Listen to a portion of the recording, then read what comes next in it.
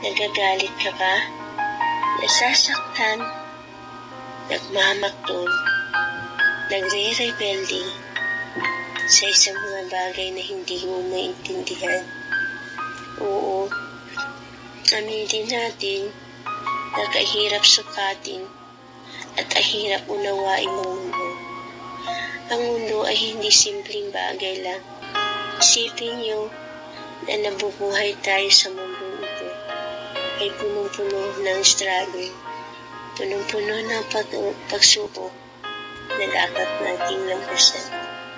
Kailangan lang natin manalig sa Diyos, pagpatuloy nila tayong pangangalagaan at hindi kailanman ipaubayang mapapahamak.